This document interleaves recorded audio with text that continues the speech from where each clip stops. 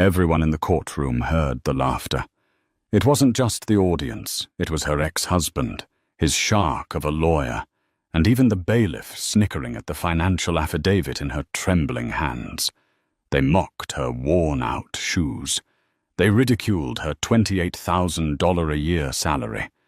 They called her unfit simply because she wasn't rich.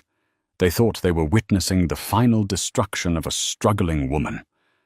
But they didn't know that inside the battered leather briefcase on the defense table sat a document that would silence the entire room, freeze the judge in his tracks, and turn the hunter into the hunted. This is the story of how Sarah Mitchell let them think they had won only to reveal a secret worth $4 billion. The fluorescent lights inside courtroom 304 of the Cook County Circuit Court hummed with a headache-inducing frequency. But for Sarah Mitchell, the sound was drowned out by the droning voice of Preston Halloway. Halloway was a man who cost $600 an hour, and he made sure everyone in the room knew it. He wore his bespoke Italian suit like a suit of armor, pacing the floor with the predatory grace of a tiger circling a wounded gazelle.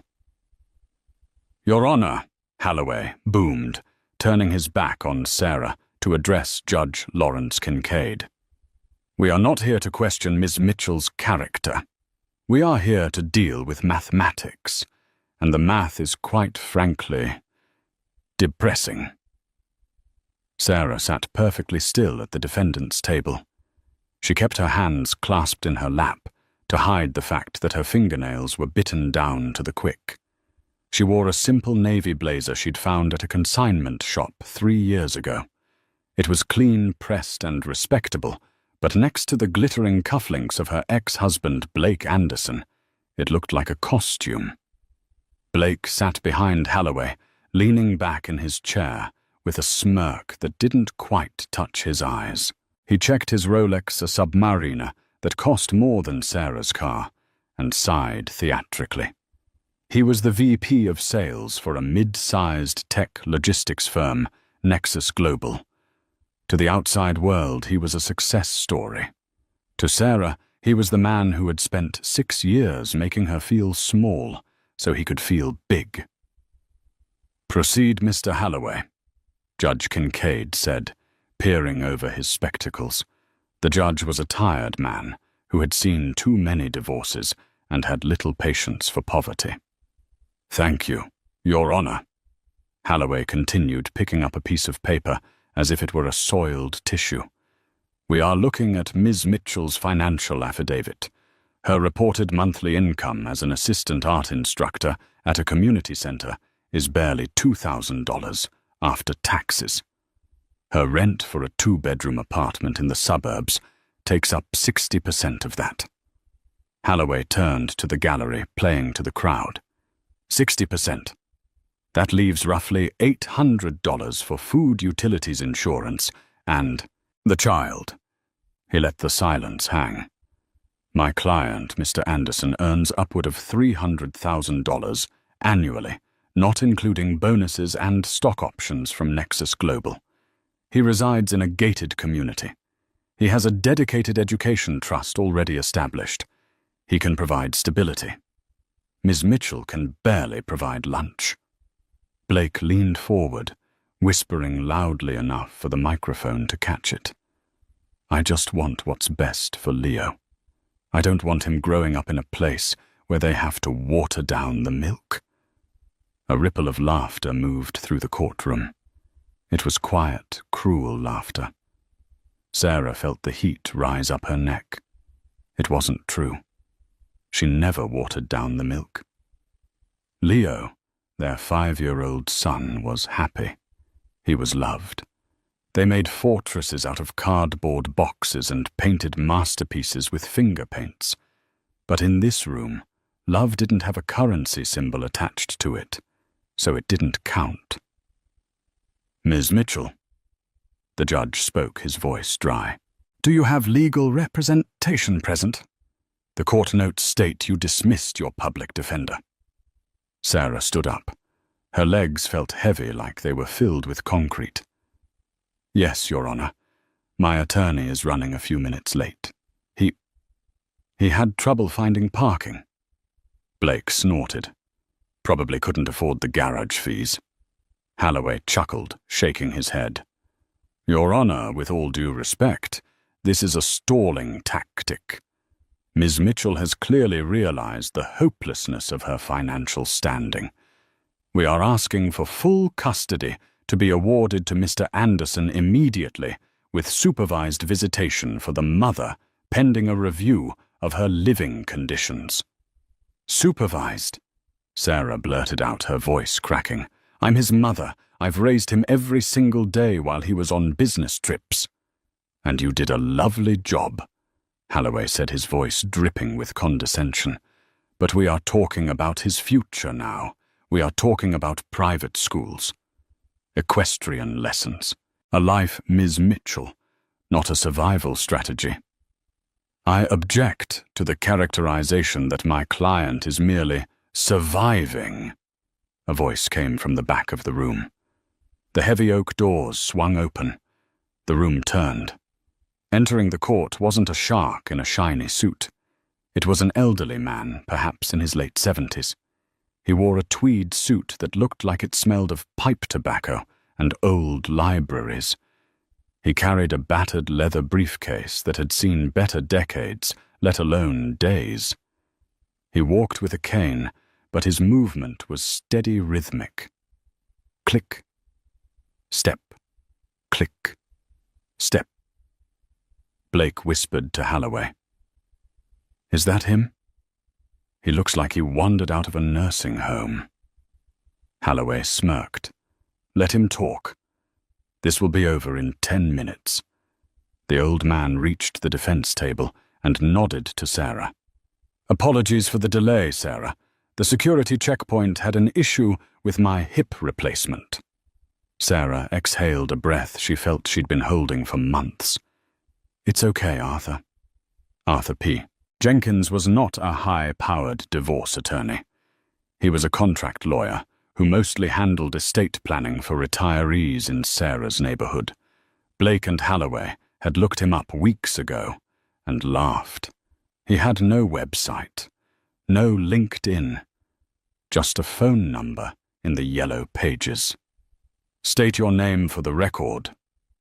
Judge Kincaid sighed, looking at the clock. "Arthur P. Jenkins, representing Miss Sarah Mitchell." "Mr. Jenkins," the judge said, "we are in the middle of a motion regarding the financial instability of your client. Mr. Holloway has made a compelling argument that Ms. Mitchell is financially incapable of matching the lifestyle the father can provide. Do you have a response regarding her income?" Arthur set his briefcase down on the table. He didn't open it yet. He just patted the leather lid affectionately. "I do, Your Honor." Arthur said, his voice surprisingly deep and resonant like a cello. "But first, I'd like to cross-examine Mr. Anderson regarding his financial affidavit. If we are measuring worth by numbers, we should ensure all the numbers are precise." Holloway waved a hand dismissively. "My client's finances are audited and transparent, but if the old man wants to waste the court's time, let him." Blake stood up, buttoning his jacket, and walked to the witness stand. He winked at Sarah as he passed. It was a wink that said, "Game over." Sarah looked down at her hands. She remembered the day she found the papers in her grandmother's attic. She remembered the phone call to Arthur. She remembered the promise she made to herself. Wait until they show who they really are. They had shown it. Now it was time for the turn. Blake Anderson sat in the witness box, the picture of modern corporate arrogance. He adjusted the microphone, looking at the judge with a "can you believe this" expression. Arthur Jenkins shuffled his papers. He didn't look aggressive. He looked confused, like he was looking for a missing crossword puzzle clue. "Mr. Anderson," Arthur began, peering over his reading glasses. You stated in your deposition that Ms. Mitchell is, and I quote, a financial burden and incapable of understanding complex asset management. Is that correct? It is, Blake said smoothly. Sarah is a great artist. But money. She thinks a savings account is high finance. I tried to explain my stock options to her once and she just stared at me. I see, Arthur said. And because of this lack of sophistication, you handled all the finances during the marriage? Naturally. Someone had to. And you are requesting that Ms. Mitchell pay your legal fees, citing her frivolous defense against your custody motion. She's wasting everyone's time, Blake said, leaning into the mic. I'm trying to save my son from a life of mediocrity. If she has to go into debt to learn that lesson, so be it. Holloway nodded approvingly from his table. Arthur stopped shuffling papers. He paused. The confused old man demeanor evaporated instantly. He straightened his spine. When he looked up, his eyes were sharp, intelligent, and dangerous. Mr. Anderson, Arthur said, his voice dropping an octave. Are you familiar with the Global Maritime Logistics Consolidated Merger of 2024? Blake blinked. The question was completely out of left field. Yes, everyone in tech logistics knows it. It was a massive shipping deal. What does that have to do with Sarah's part-time job? And are you aware, Arthur continued, ignoring the jab, that the merger was delayed for 3 days because a majority shareholder had not yet signed off on the transfer of voting rights? Holloway stood up. Objection relevance, Your Honor. Mr. Jenkins is discussing global shipping news. We are here for a custody hearing. I'm establishing the financial landscape, Your Honor, Arthur said calmly. It goes to the heart of Mr. Anderson's claim about who understands finance. Judge Kincaid rubbed his temples. I'll allow it for 2 more minutes, Mr. Jenkins. Get to the point. Arthur turned back to Blake. Mr. Anderson, you work for Nexus Global. Your company was a junior partner in that merger. You received a bonus of $15,000 for your team's role in the integration. Correct? Yes, Blake said, puffing his chest out.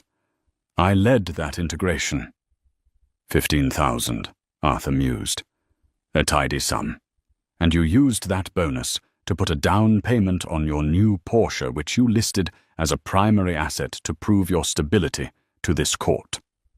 It shows I have reliable, disposable income.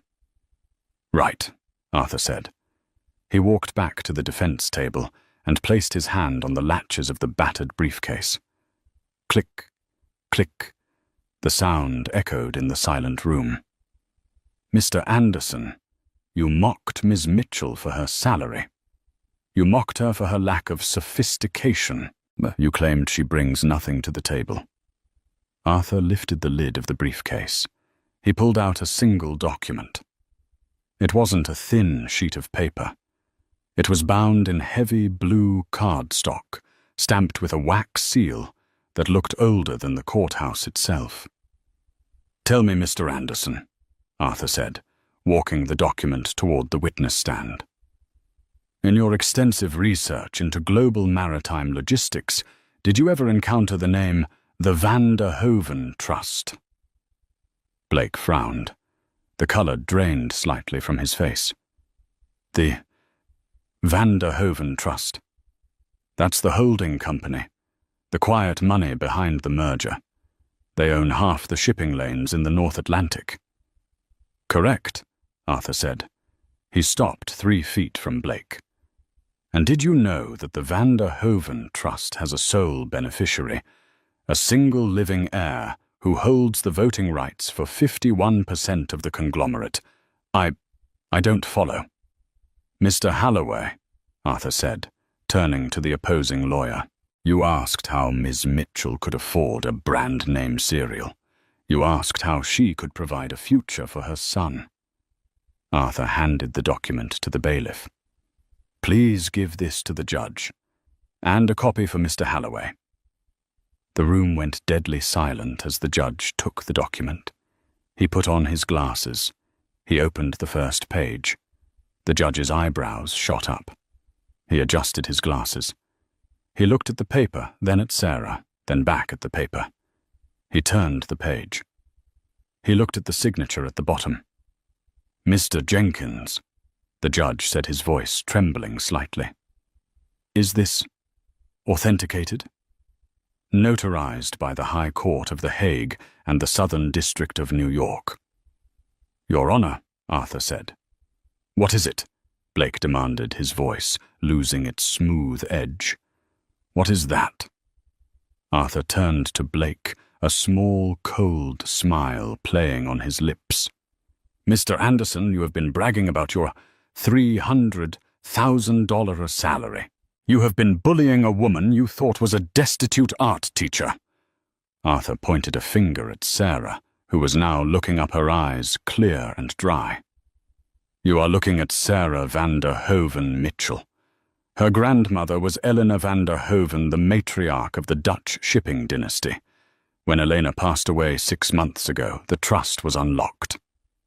Halloway snatched the copy of the document from the bailiff. He scanned it frantically. His mouth fell open. This says," Halloway stammered. "It says," Arthur interrupted, "that Ms. Mitchell is the sole beneficiary of the Van der Hoven estate. This includes the shipping lanes, the real estate portfolio in Geneva, and the liquid assets." Arthur leaned in close to Blake. "You mocked her $28,000 salary, but you failed to ask her dividends. As of this morning, the quarterly dividend payment deposited into the trust for Ms. Mitchell was $42 million. The courtroom erupted. Blake stared at Sarah. 40 million quarterly, Arthur corrected.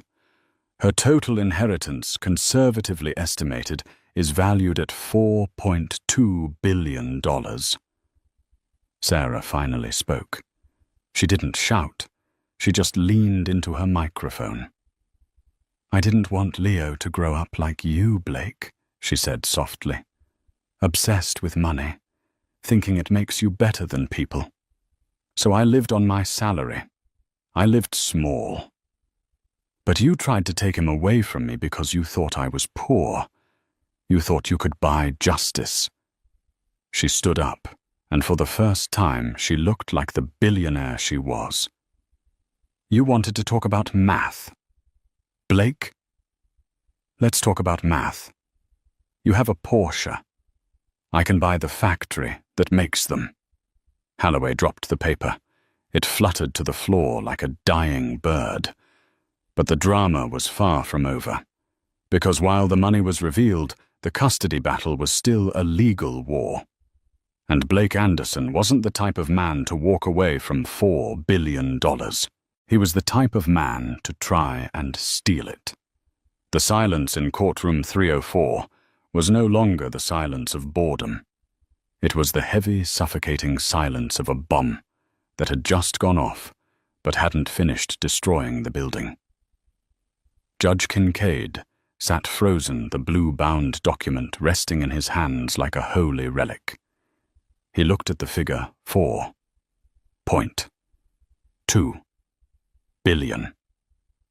It was a number that made the earlier arguments about grocery bills and rent checks seem like the bickering of children. "Mr. Jenkins," the judge finally said, removing his glasses and rubbing the bridge of his nose. "Just to be absolutely clear, you are telling this court that the defendant, the mother, possesses assets that exceed the GDP of some small nations." "That is correct, Your Honor," Arthur replied, returning to his seat. He moved with a new lightness, the weight of the secret finally off his shoulders. Sarah Mitchell, or rather, Sarah van der Hoven, has merely been living within the means of her salary to maintain a grounded upbringing for her son. There is no law against a wealthy woman living simply. The argument that she is financially unfit is now moot. Sarah looked across the aisle. She expected to see defeat. She expected to see Blake Anderson shrinking into his chair, ashamed of his greed. But she didn't see shame. She saw calculation. Blake was staring at her, his mouth slightly open, his eyes darting back and forth as if he were re-evaluating an investment portfolio. He wasn't looking at his ex-wife. He was looking at a winning lottery ticket he had thrown in the trash. Preston Holloway, however, was faster. The shark had been stunned for exactly 10 seconds. Now the shark was hungry. "Your Honor," Holloway barked, slamming his hand on the table. The sudden noise made the stenographer jump. "I request an immediate recess. This is an ambush. We have been blindsided by critical financial data that was withheld from discovery." "Withheld," Arthur countered calmly. "Mr. Holloway, you asked for an affidavit of her income. The trust is not income. It is an inheritance kept in a separate vehicle until accessed.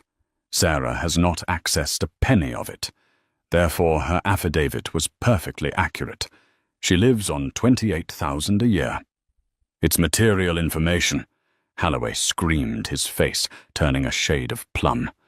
"My client has been negotiating custody and support based on the premise that Ms. Mitchell is destitute. This changes the entire landscape of the divorce." Blake leaned over and whispered frantically into Holloway's ear. He grabbed Holloway's forearm, his knuckles white. Holloway listened, his eyes narrowing. He nodded slowly. A slow, terrifying grin spread across the lawyer's face.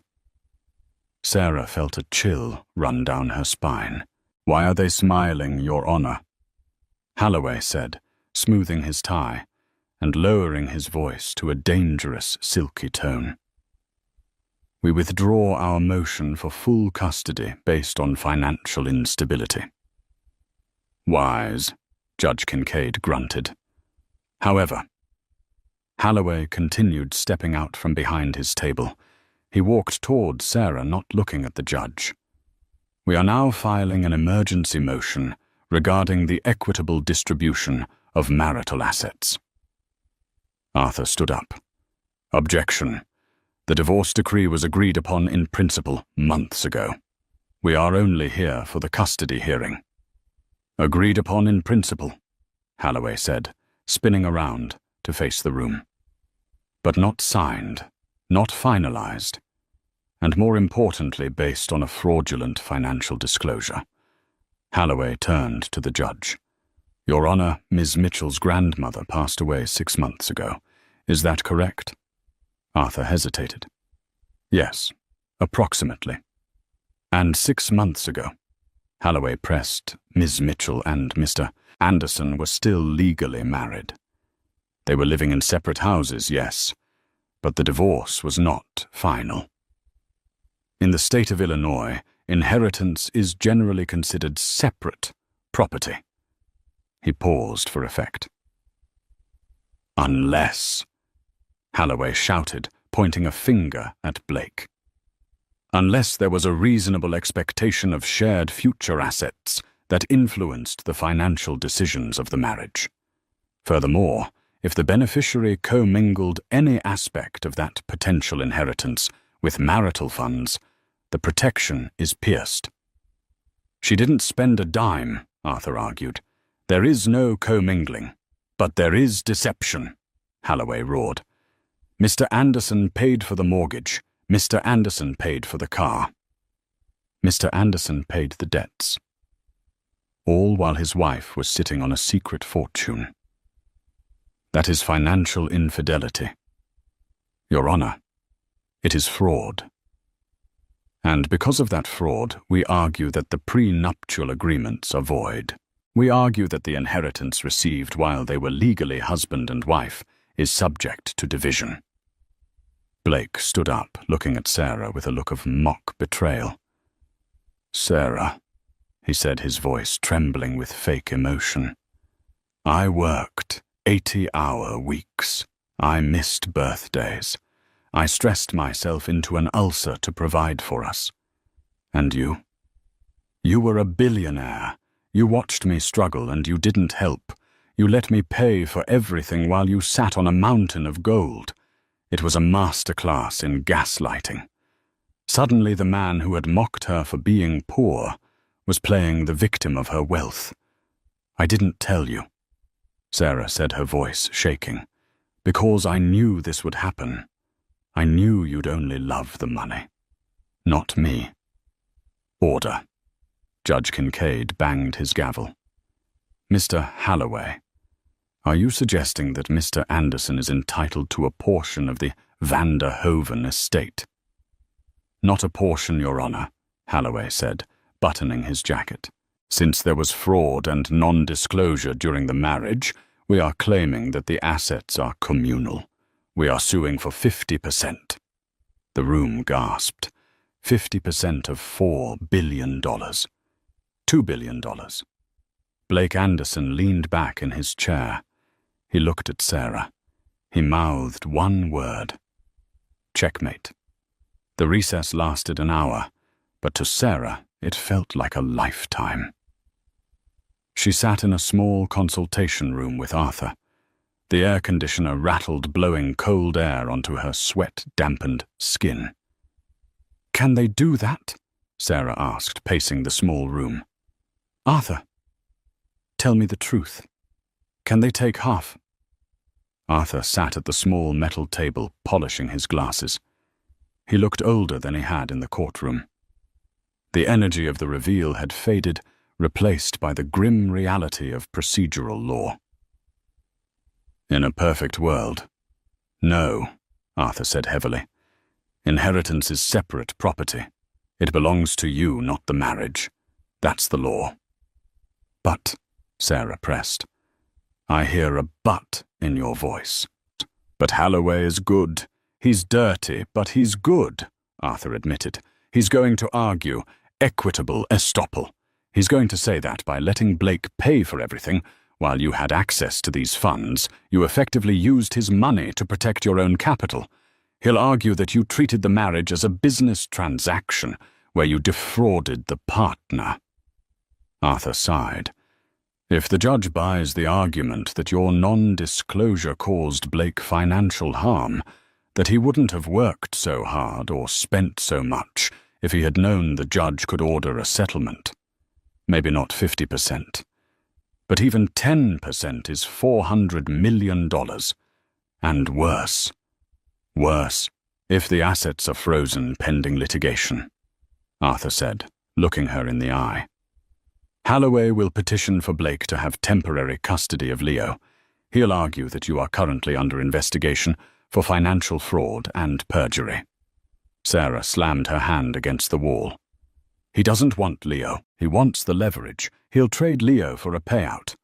Exactly, Arthur said. That is his play. The door opened. The bailiff poked his head in. Judge is ready. Walking back into the courtroom felt different. Before, Sarah was the underdog. Now she was the target. The atmosphere had shifted from pity to envy.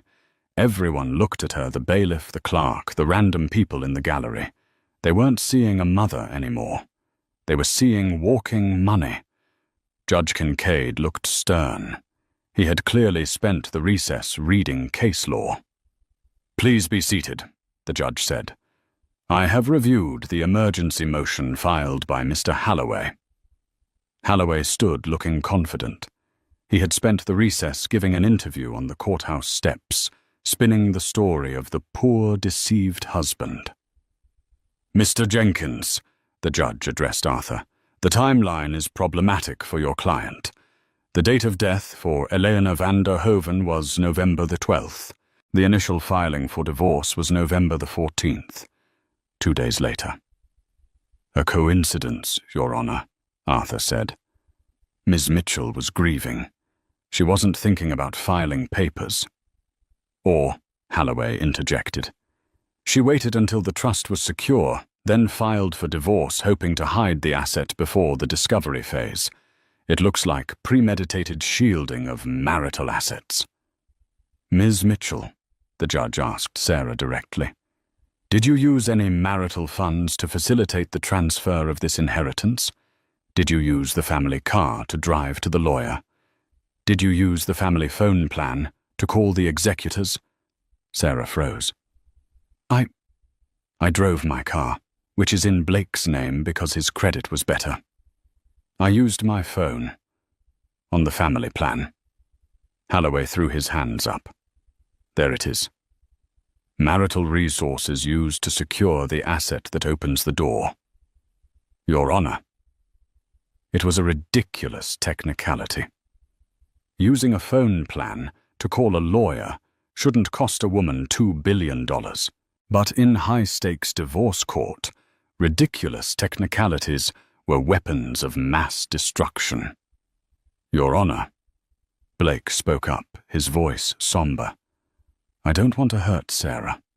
I really don't. But I feel used. I feel like my entire marriage was a lie. If she could hide $4 billion, what else was she hiding? Was she faithful? Was she? Objection! Arthur roared, banging his cane on the floor. Character assassination. Sustained, the judge said, but the damage was done. The seed of doubt was planted. I am inclined, Judge Kincaid said slowly, to grant a temporary freeze on the assets of the Vander Hoven Trust, pending a forensic audit of the marriage finances. Holloway pumped his fist. Blake smirked. And, the judge continued, regarding custody. Sarah stopped breathing. Given the complex nature of the impending litigation and the volatility this will introduce into Ms. Mitchell's life, I am concerned about the stability of the home environment. Your Honor, Holloway said quickly. Mr. Anderson is ready to take Leo immediately. His home is stable. No press. No auditors knocking on the door. No, Sarah screamed. She couldn't help it. You can't take him. He's my son. Ms. Mitchell, sit down, the bailiff warned, moving toward her. I am ruling, Judge Kincaid said, raising his gavel. The temporary primary custody is awarded to Mr. Anderson effective immediately. Ms. Mitchell will have weekend visitation rights. Bang! The gavel sounded like a gunshot. Sarah felt her knees give way. She collapsed into her chair, gasping for air. They had done it. They had turned her victory into a nightmare. They had taken her money, frozen it so she couldn't use it to fight them, and taken her son. Blake stood up and walked over to Sarah's table.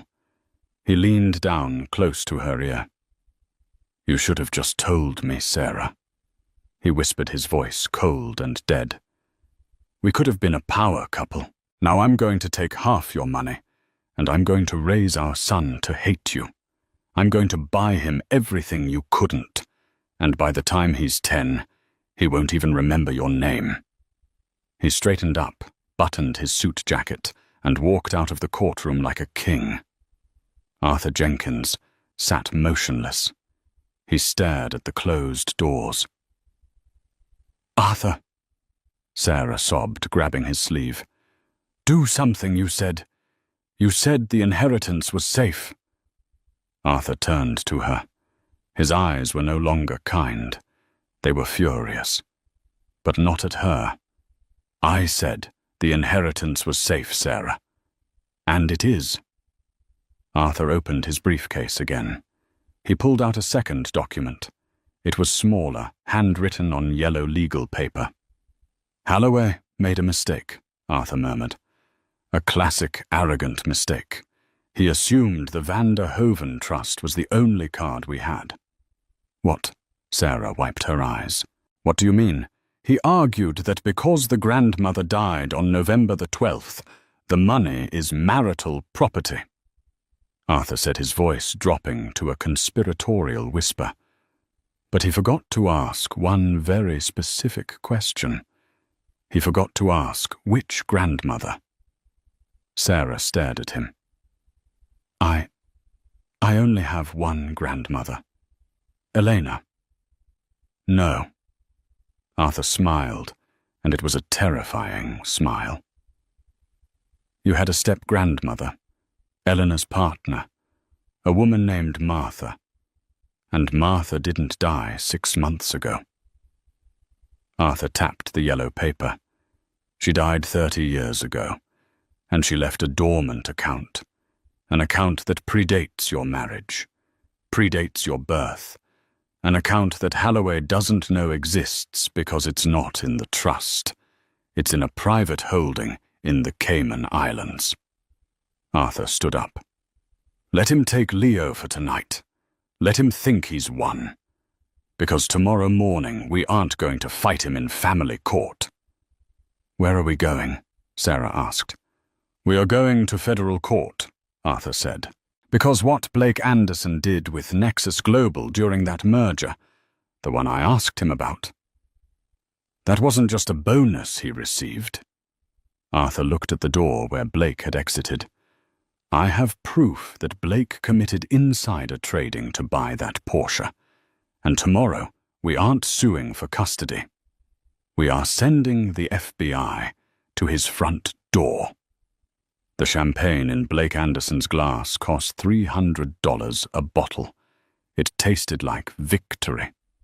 It was 9:00 p.m., 6 hours after the gavel had fallen in Judge Kincaid's courtroom.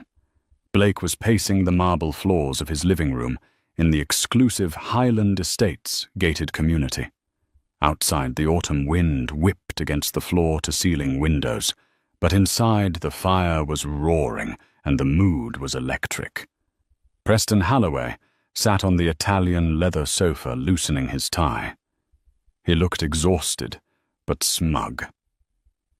You have to admit, Blake. Holloway chuckled, swirling his drink. The financial infidelity angle was genius. I saw the blood drain out of Jenkins' face. The old man didn't know what hit him. He's a dinosaur. Blake scoffed, admiring his reflection in the darkened window. And she's just a deer in headlights. She honestly thought she could walk in there, wave a piece of paper, and I'd just roll over. She forgot who I am. Well, Holloway cautioned, don't get too comfortable. We still have to win the forensic audit. If she really has $4 billion, she can hire an army of lawyers eventually. We need to force a settlement fast. Threaten to drag the custody battle out for years. She'll pay half just to get the kid back. Speaking of the kid, Blake muttered, glancing toward the hallway. Is he asleep? The nanny put him down an hour ago, Holloway said. He was crying for his mom. Kind of a buzzkill. He'll get over it, Blake said, waving his hand dismissively. Once I buy him that pony or whatever it is kids like, he'll forget all about Sarah and her watercolor paints. Blake walked to the wet bar to refill his glass. He felt invincible. He had the sun, he had the house, and soon he would have a payout that would put him in the history books. To the Van der Hoeven fortune, Blake toasted, raising his glass high. To 50%. Holloway grinned, clinking his glass against Blake's. Crash. The sound didn't come from the glasses. It came from the front door. It wasn't a knock. It was the sound of a heavy battering ram, splintering solid oak. Before Blake could even process the noise, the foyer exploded with movement. Flashlights cut through the dim mood lighting of the living room, blindingly bright. Heavy boots thundered on the marble. Federal agents, hands in the air. Nobody move. Blake dropped his glass. It shattered, spraying $300 champagne onto his shoes. What the hell? Blake screamed, shielding his eyes. This is private property. Holloway, do something. Holloway had already done something. He had thrown himself onto the floor, hands laced behind his head, instinct taking over. He knew exactly what this was. A dozen figures in tactical gear swarmed the room. The letters FBI were emblazoned in yellow on their armored vests. "Blake Anderson," a voice boomed. A man in a windbreaker stepped through the tactical team. He was holding a warrant. "I am Special Agent Miller, FBI Financial Crimes Division. You are under arrest." "Arrest?" Blake stammered, his voice jumping an octave. "For what I won custody." "This is a mistake. My ex-wife sent you, didn't she?" "She's crazy." Agent Miller didn't smile. He walked up to Blake, grabbed his wrist, and spun him around. The handcuffs clicked cold, tight, and final. "We aren't here for a domestic dispute, Mr. Anderson. We are here regarding the global maritime logistics merger." Blake froze. The air left his lungs. "You are being charged with 3 counts of securities fraud, 2 counts of insider trading, and 1 count of wire fraud." Miller reciting the rights as he marched Blake towards the door. "Holloway!" Blake screamed, looking back at his lawyer. "Represent me. Fix this." Holloway was still on the floor. He looked up, his face pale.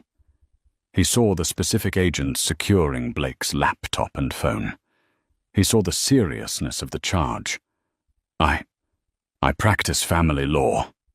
"Blake," Holloway stammered, distancing himself instantly. "I don't do federal criminal defense." "You coward!" Blake shrieked as he was dragged out into the cool night air. The perfectly manicured lawn of Highland Estates was lit up by red and blue strobes. Neighbors were coming out onto their porches in their bathrobes, watching the VP of sales being stuffed into the back of a black SUV. But the most devastating moment for Blake wasn't the handcuffs. It wasn't the neighbors watching. It was seeing who was standing at the edge of his driveway next to a silver sedan. It was Arthur Jenkins. The old man was leaning on his cane, watching the scene with a grim, satisfied expression. Beside him stood a woman from Child Protective Services. As the agent secured the house, the CPS worker went inside. Minutes later, she emerged carrying a sleepy, confused Leo, wrapped in a blanket. "Daddy." Leo rubbed his eyes, looking at the police lights. "It's okay, Leo," Arthur said, stepping forward. His voice was gentle, a stark contrast to the chaos. "Your dad has to go away for a while, but your mum is waiting for you." Blake slammed his face against the window of the SUV, screaming, but the soundproof glass swallowed his rage.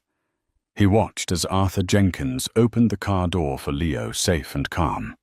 The predator had become the prey, and the hunter was a man with a cane and a dormant account from 1995.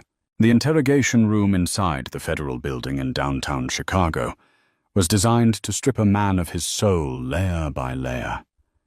It was a cold, windowless box painted a shade of beige that felt like it had been harvested from a nightmare. The air was recycled and stale, smelling faintly of floor wax and old coffee that had been burned on the pot hours ago. Blake Anderson sat at the metal table, his hands clasping and unclasping in a rhythm of pure anxiety. They had taken his belt. They had taken his shoelaces. They had taken his phone, his wallet, and the platinum Rolex Submariner that he used to define his self-worth. Without the props of his success, Blake looked smaller. He looked like exactly what he was, a man whose luck had finally run dry. He had been sitting there for 3 hours. Every time the ventilation system rattled his head, snapped up, expecting the door to open. He rehearsed his speech in his mind. He would threaten to sue. He would demand to speak to the director.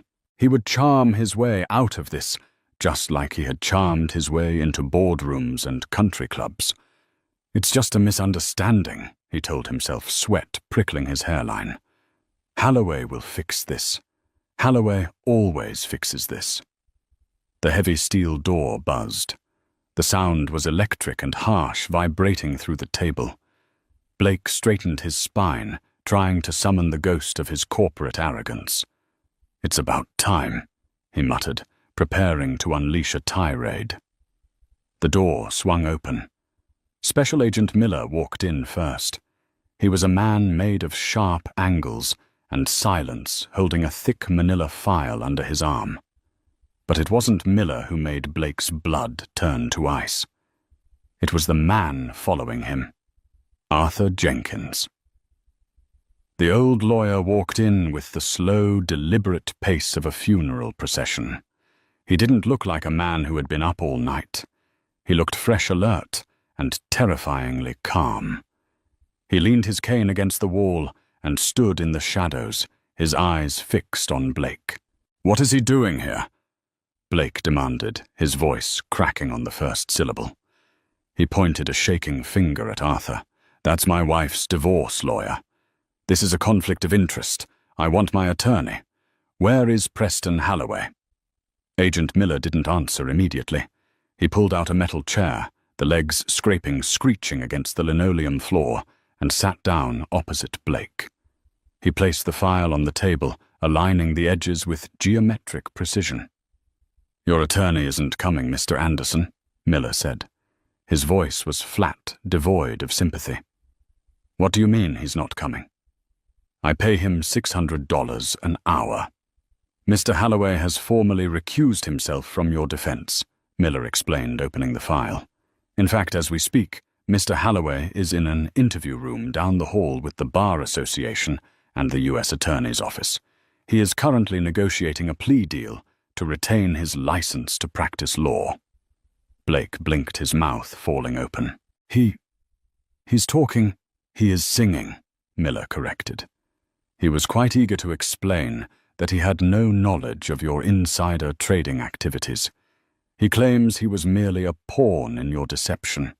He's throwing you to the wolves, Blake, to save his own skin. The realization hit Blake like a physical blow. The alliance was dead. The shark had eaten the other shark. "I didn't do anything," Blake stammered, leaning back as if trying to put distance between himself and the file. "I'm a VP of sales. I don't look at trade logs. This is a witch hunt because my ex-wife is bitter." "Sit down," Miller ordered. It wasn't a request. Blake slumped back into the chair. "Let's talk about Nexus Global and the Global Maritime Logistics merger," Miller said. He pulled a single sheet of paper from the file and slid it across the table. It was a printout of a digital trade log. The numbers were highlighted in neon yellow. "On May 14th at 10:42 a.m., your personal trading account executed a purchase order for 10,000 call options on Global Maritime Logistics," Miller recited. "At that specific moment, the stock was trading flat. There was no news, no rumors, just a quiet Tuesday morning." Miller tapped the paper. 3 minutes later at 10:45 a.m., the merger was announced on the wire. The stock jumped 40% in 10 minutes. You cashed out by lunch. You netted a profit of exactly $312,000. "I got lucky," Blake said, sweat now running openly down his temples. "I follow the market. I had a gut feeling. Is it a crime to have good instincts?" "A gut feeling." Miller repeated, his tone dry. "That's what you're going with?" "Yes, it was a hunch." "Interesting," Miller said. He reached into the file again. "Because we pulled your phone records. You deleted the texts, of course. But you forget that nothing is ever really deleted when the feds are involved." He slid a second piece of paper across the table. It was a transcript of a text message conversation. "At 10:40 a.m., 2 minutes before you bought the stock, you received a message from a number registered to a Greg Salter. Greg was your fraternity brother, wasn't he? He currently works as a junior analyst at the regulatory firm that approved the merger." Miller leaned in, reading the text aloud. Green light is on. Ink is dry. Buy now, buy heavy. Dinner is on you. The silence in the room was deafening. The hum of the fluorescent lights seemed to drill into Blake's skull. We have Greg in the next room, Miller whispered. Greg is very scared, and scared people are very talkative. He's already admitted to tipping you off.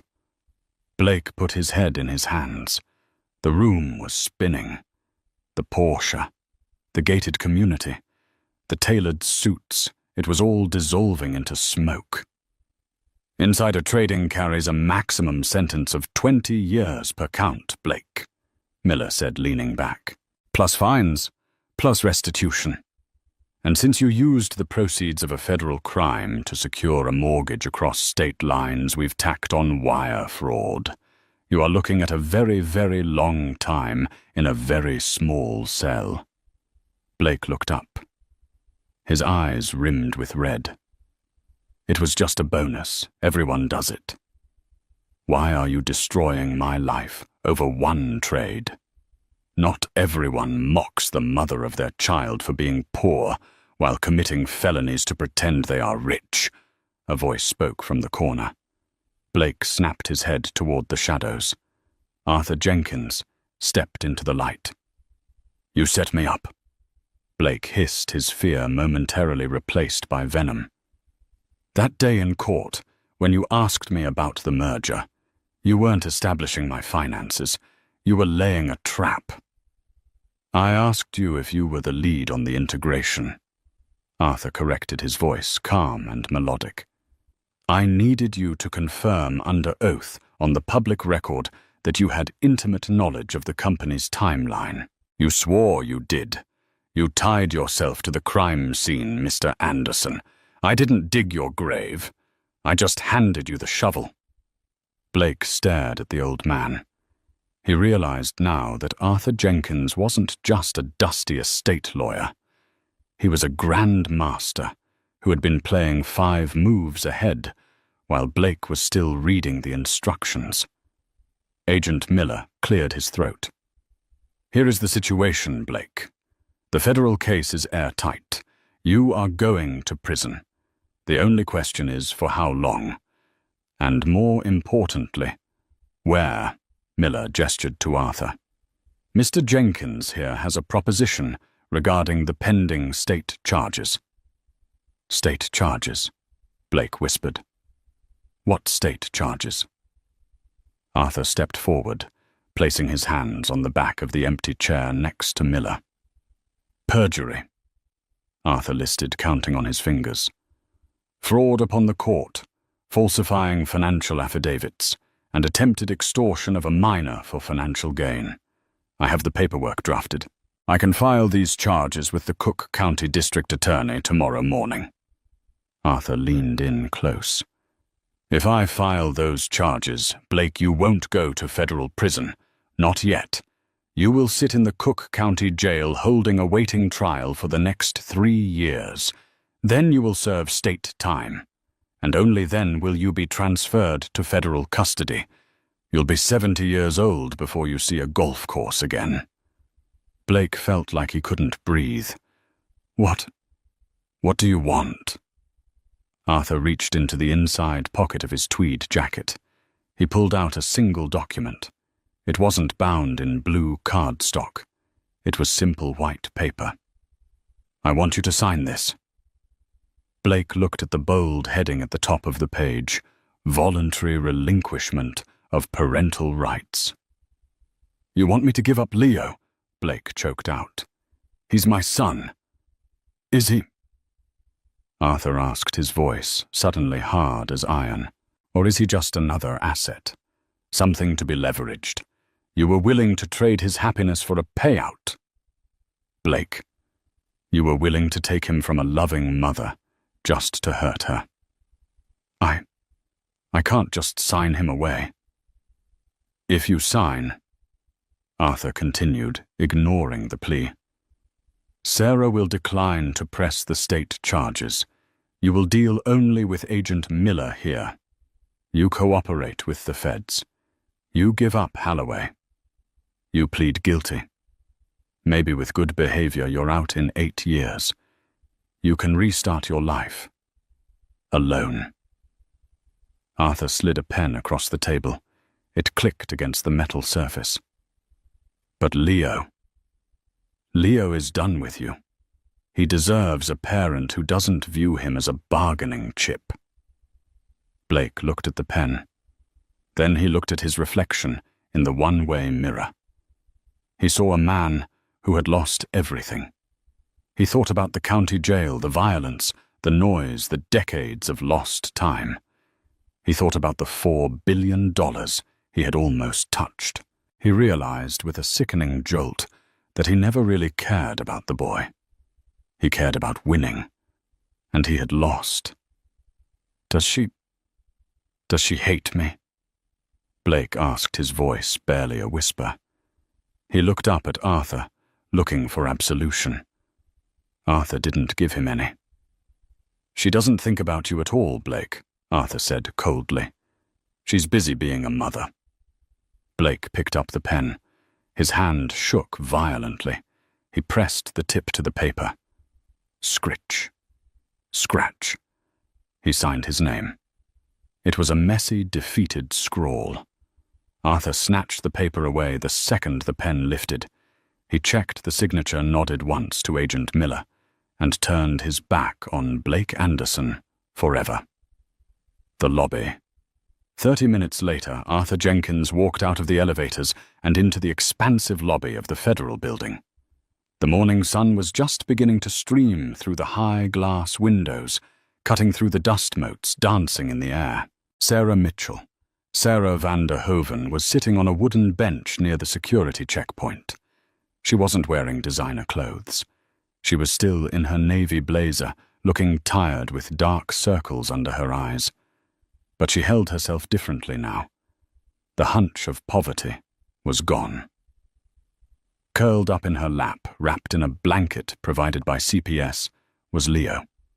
He was fast asleep, his thumb near his mouth clutching the lapel of his mother's jacket as if it were a lifeline. Arthur walked over slowly. The click of his cane on the terrazzo floor made Sarah look up. Her eyes were wide, filled with a mixture of hope and terror. Arthur sat down next to her. He didn't speak for a long moment. He just let the peace of the morning settle over them. "Is it done?" Sarah whispered, afraid to wake the boy. Arthur reached into his pocket and tapped the folded paper. "It's done." He signed. Sole legal and physical custody. No visitation. He has no claim on you and no claim on Leo. Ever again. Sarah closed her eyes. Her shoulders shook, and a single tear tracked through the smudge of makeup on her cheek. She exhaled a breath she felt she had been holding for 6 years. "He's going to prison?" she asked softly. "For the insider trading, yes," Arthur said. "For a significant amount of time." Sarah looked down at her son, brushing a stray lock of hair from his forehead. "I didn't want this, Arthur. I didn't want to destroy him. I just wanted him to leave us alone." "You didn't destroy him, Sarah," Arthur said gently. "Greed is a heavy weight. Some people try to carry too much of it, and they drown. You tried to throw him a lifeline. He chose to swim deeper." "What do we do now?" Sarah asked, looking out at the busy street. "The press. They're going to find out about the money. Holloway knows. Blake knows. It's going to be a circus." Arthur chuckled, a warm, raspy sound. "Mr. Holloway is currently trying to avoid federal indictment himself.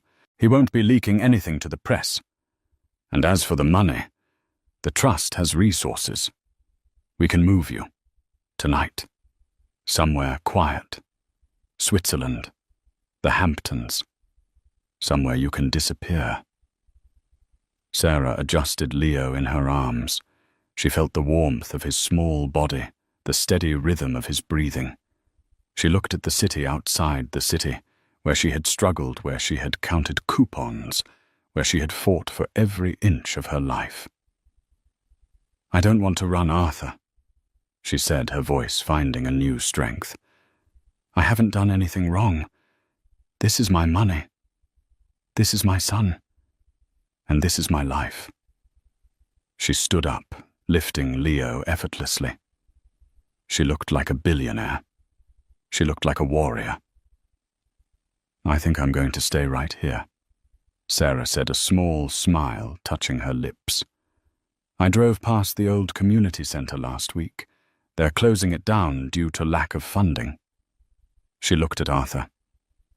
"I think I'll buy it. I'll turn it into a real art school. For kids who can't afford lessons. For kids like Leo." Arthur smiled, pushing himself up on his cane. He tipped his invisible hat to her. "A fine investment, Miss van der Hoven," he said. "A very fine investment indeed." Sarah Mitchell walked into that courtroom, a victim mocked for the few dollars in her pocket. She walked out a billionaire, not because of the money in her bank account, but because she knew the true value of things. Blake Anderson thought wealth was a weapon to hurt people, and in the end, it was the weapon that destroyed him. It's a powerful reminder. Never judge someone by their shoes, because you never know where they've walked or what they're carrying in their briefcase. If you enjoyed this story of justice served cold, please hit the like button and subscribe to the channel. Turn on notifications so you never miss a story. And let us know in the comments, what would you do if you found out your ex was secretly a billionaire? See you in the next video. In the next video. In the next video. In the next video. In the next video. In the next video. In the next video. And there's people having lectures. Flower arranging. My mum used to pick flowers every day from the garden, cut flowers, put them in vase. Fuck me. "Oh, sorry, Jack, can't afford your tennis racket. We've got to spend all the money on a ramp and a motorised wheelchair for this money-grabbing little fucking..." "Why do you need a motorised one?" "No arms." That's fair enough. That is fair enough. I can tell some of you feel a bit uncomfortable laughing at little Timmy, who's a little 6-year-old lad. He's got a funny little voice because his chest is all fucked. Got no arms, no legs, just like stumps, right? But let me tell you something about Timmy to make you feel better about yourselves. He's a fucking racist. Yes. Horrible little shit, he is. You little fucking bigot. You disgusting little fucking racist, you racist scum, you filthy little fucking, you fascist, you fucking, you disgust me.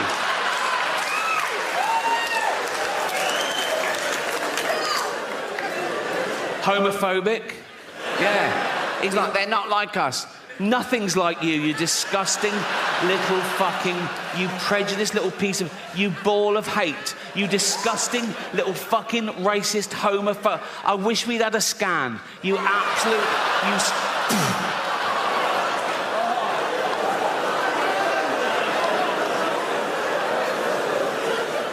misogynist.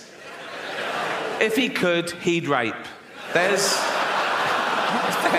your little Timmy.